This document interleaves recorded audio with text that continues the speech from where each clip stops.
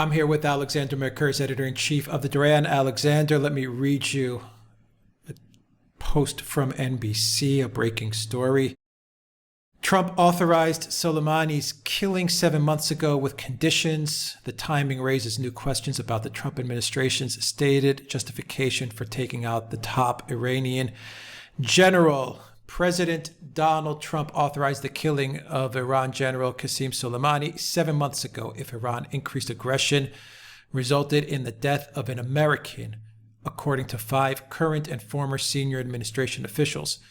The presidential directive, in June, came with the condition that Trump would have final sign-off on any specific operation to kill Soleimani, officials said. The decision explains why assassinating Soleimani was on the menu of options that the military presented to Trump 2 weeks ago for responding to an attack by Iranian proxies in Iraq, in which a U.S. contractor was killed and 4 U.S. service members were wounded, the officials said. The timing, however, could undermine the Trump administration's stated justification for ordering the U.S. drone strike that killed Soleimani in Baghdad on January 3rd. Officials have said Soleimani, the leader of the Islamic Revolutionary Guard Corps elite Quds force, was planning imminent attacks on Americans and had to be stopped. Quote, there have been a number of options presented to the president over the course of time, a senior administration official said. Let me read that again. Quote, there have been a number of options presented to the president over the course of time, end quote, a senior administration official said, adding that it was some time ago that the president's aides put assassinating Soleimani on the list of potential responses to Iranian aggression, on the list of potential responses. Alexander, I stressed in some words in that excerpt that I read to you for a reason. Go ahead.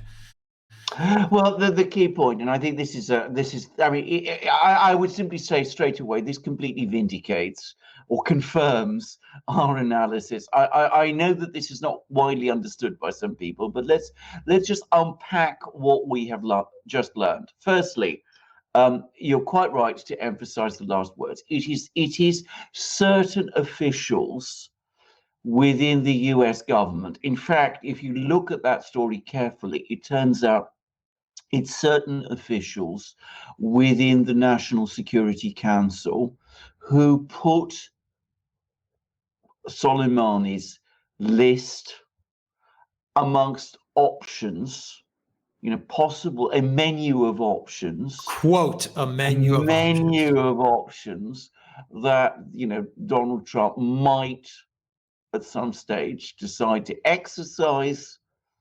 And one of those would be, killing Soleimani. Now, so firstly, I think it's important to say this did not originate with Donald Trump. It originated with officials within the National Security Council. Those officials did not agree with Donald Trump back in June that Soleimani would be killed. There wasn't a decision made then. It was put in a list of options which would be put to the president in particular circumstances. Who was in charge of the National Security Council in June? John Bolton. John Bolton is the person we said had planted all his people in the National Security Council, and who we suspected had been the people who had manipulated Donald Trump into ordering this killing. Now, there is another important thing to say. When we learn about the fact that this, menu of options had been created, it doesn't follow that that particular menu of options had to be provided to Donald Trump in the aftermath of the protest at the embassy in Baghdad. Somebody took the decision to put that menu of options to Donald Trump at that time in response to that event. So it looks as if Bolton and it's pretty quite clear it was Bolton. Bolton has been obsessed with killing Soleimani for some time. I think this has become fairly clear if you read his tweets. Bolton is also obsessed with achieving regime change in Iran. That's also been clear from his recent tweets. Bolton arranged to put Soleimani's name as a possible, person to kill in a menu of options for Donald Trump in June.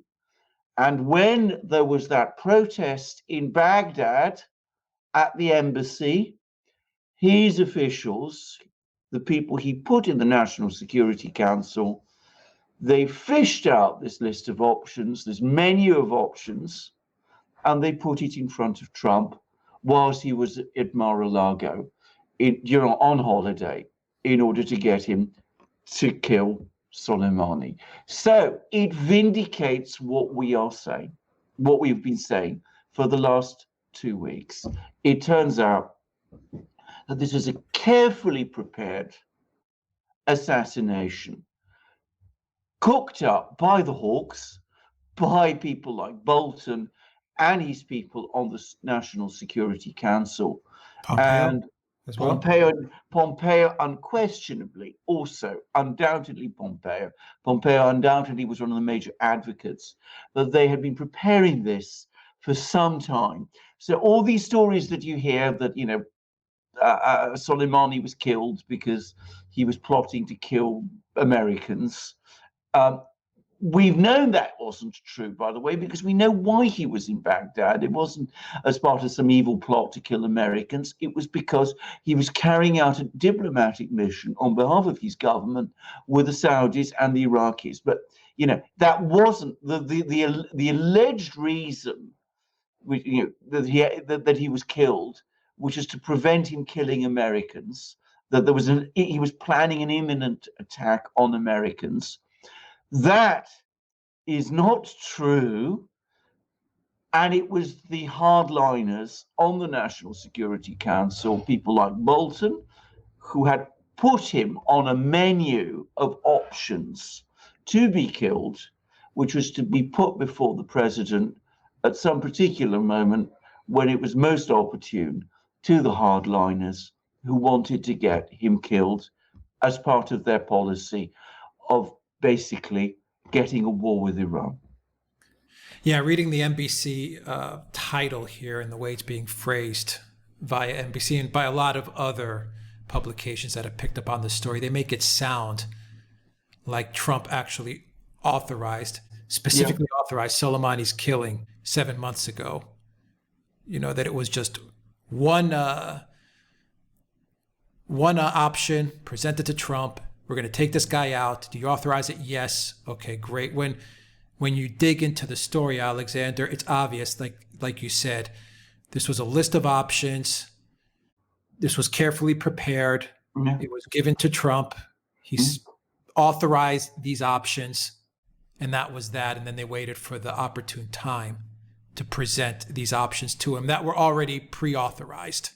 Exactly. I mean, this wasn't. I think this is the key point. Donald Trump did not decide in June that he was going to kill Soleimani and look around for a pretext. Exactly. This is a complete spin of that story, and it completely misrepresents what happened. That's not how it happened at all. John Bolton and his officials on the National Security Council created this menu of options which they were going to put to Trump in a particular situation where they could use it to achieve what their objective was. Let me read you the quote, Alexander, just so we can stress this point. Let me read you the quote again. Yeah. I'm sorry to interrupt, but I think it's important that we clarify this. Quote, from a senior administration official, there have been a number of options presented to the president over the course of time. Go ahead. Sorry, Alexander. Go ahead. Well, that's exactly so. As I said, it is the National Security Council, which in June was headed by John Bolton, which came up with this idea, and which was waiting for the opportunity to put it before the president in order to get the president to authorize it. It is manipulative. That is completely clear to me. You don't get a situation where the national security advisor comes along and tells the president, we have this situation. Our embassy is under siege. We have identified Soleimani as the man responsible, and the president says, let's go and kill him. It was even more manipulative than that, and it certainly wasn't an idea which originated with Donald Trump. Most probably, I know exactly how this happened. Now, I worked in a government bureaucracy myself.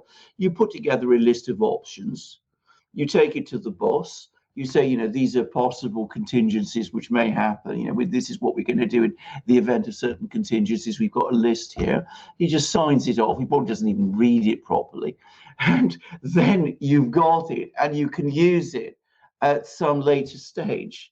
And that's exactly what happened. Bolton, by the way, has fomented this. He is known to be an extremely skilled bureaucratic operator.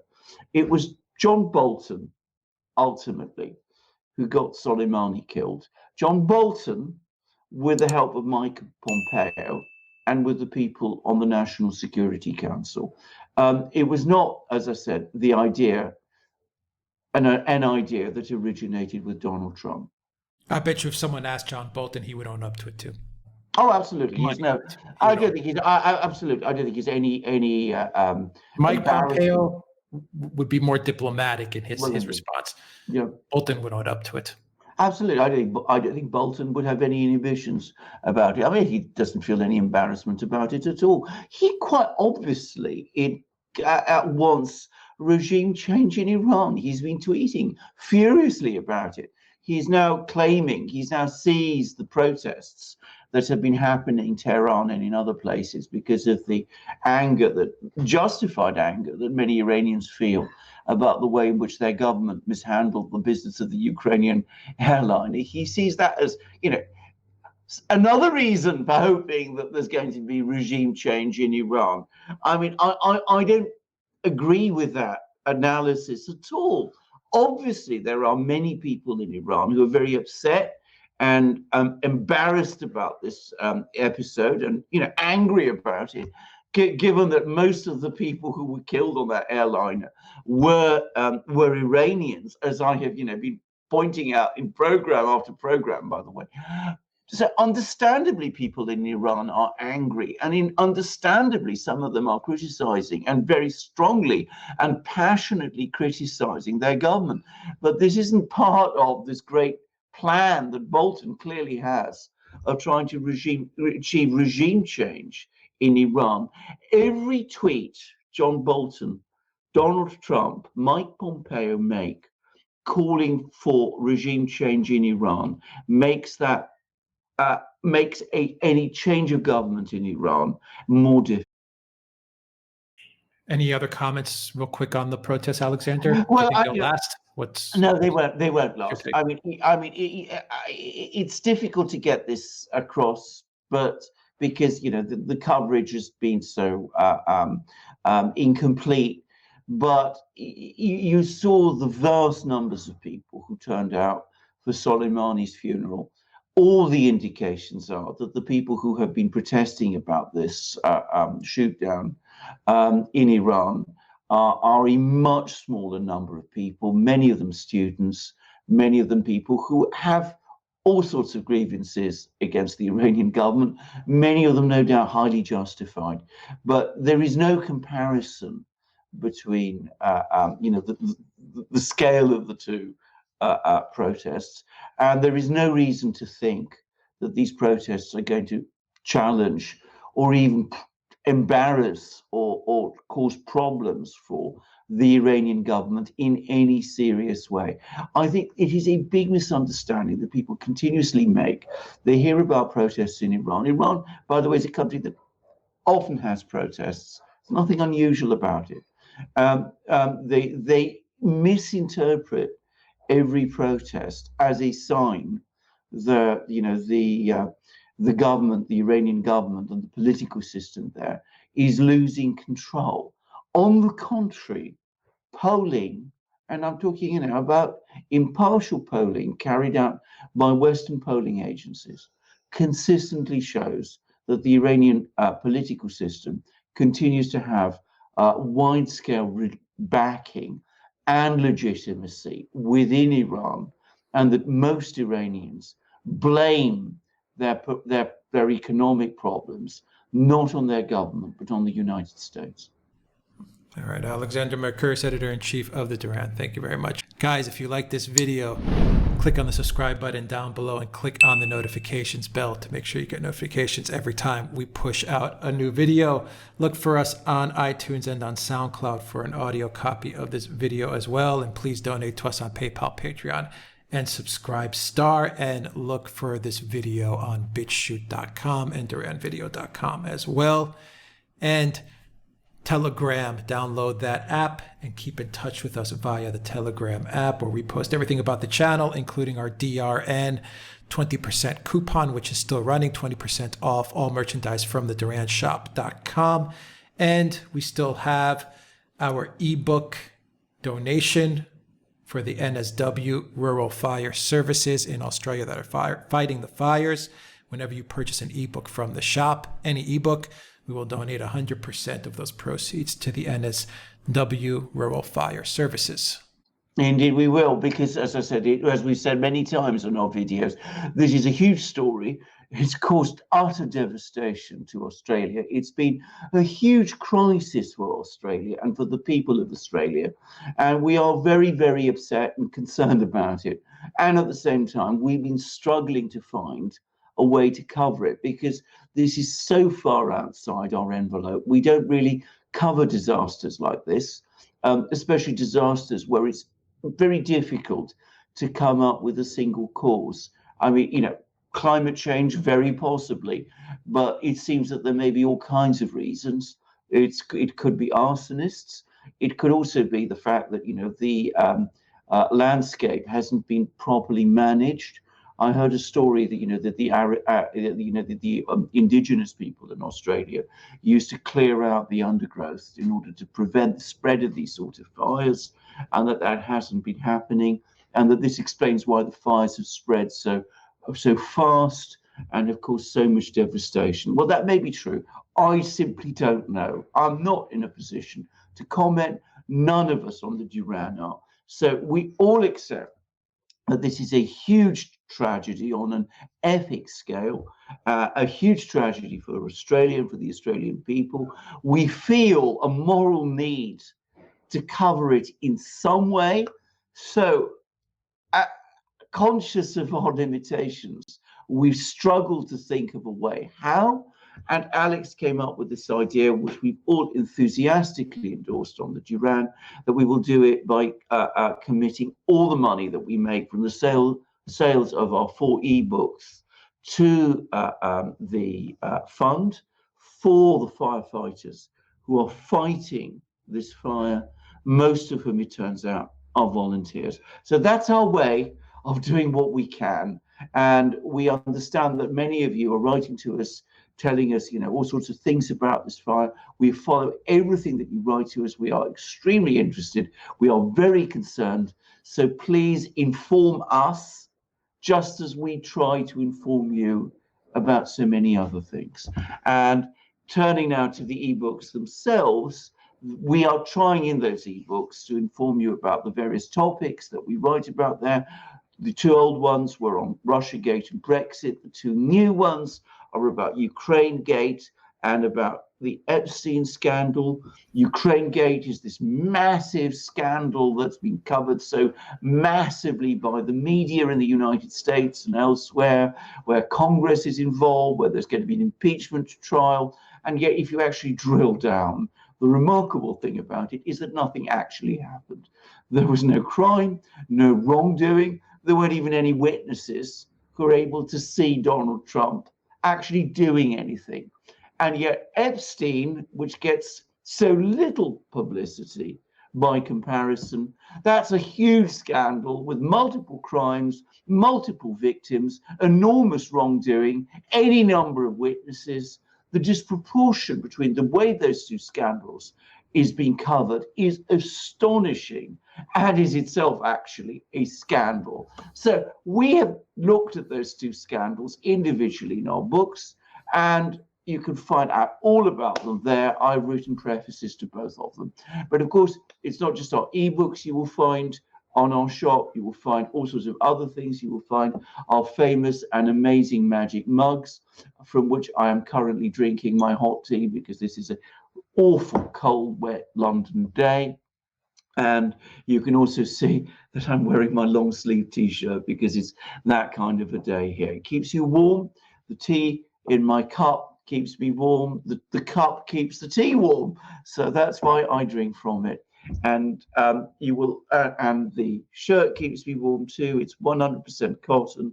It's beautifully made.